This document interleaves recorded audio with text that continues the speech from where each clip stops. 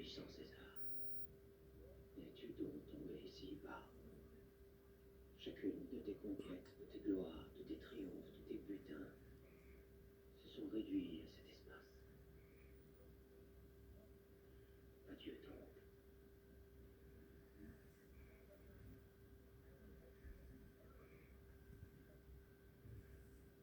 Je ne sais, Patricia, quel autre homme devra appeler. Quel autre est trop puissant? Si c'est moi, le de la mort de César, ni de meilleurs instruments que vos glaives enrichis et illustrés par vous-même du plus noble sang de l'univers. N'hésitez pas, si vous me voulez du mal, allez-y de vos mains encore fumantes de la vapeur du sang, satisfaites votre plaisir. Si je devais vivre 1 millier d'années, je ne serais jamais aussi disposé à mourir. Nul endroit ne me plaira autant, peu importe le genre de mort, près de César, mordez-les un coup. Vous, les élites, les grandes âmes et les grands esprits de ce siècle. Oh, Marc-Antoine, n'implore pas de nous connaître. Nous devons te paraître bien sanguinaire et cruel. Par l'état de nos mains, ainsi que par l'action que nous venons d'exécuter, ne regarde pas que nos mains, ni l'œuvre sanglante de Dieu nous abattus. Regarde aussi nos cœurs. Tu ne les vois pas, mais ils sont remplis de pitié.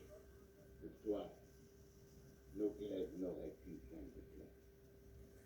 Ta voix aura la même influence que celle d'aucun autre dans la distribution des nouvelles divinités. Et seulement patience jusqu'à ce que nous ayons calmé la multitude en proie à la folie.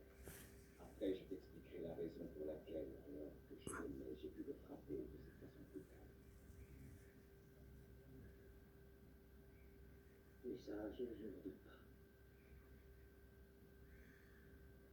Veuillez tous me tendre vos mains sanglantes. Marcus Brutus, je vous avertis la tienne. Ensuite, Gaius Cassius, puis-je avoir ta main?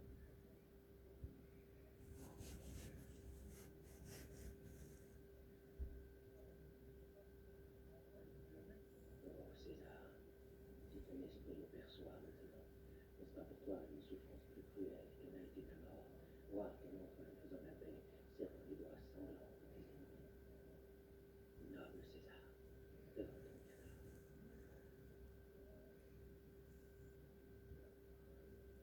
Marc-Antoine, Pardonne-moi, Gaius Cassius. pouvons-nous espérer que tu fasses partie des nôtres? Ou continuons-nous sans t'espérer? Je viens de vous serrer la main. Je voulais le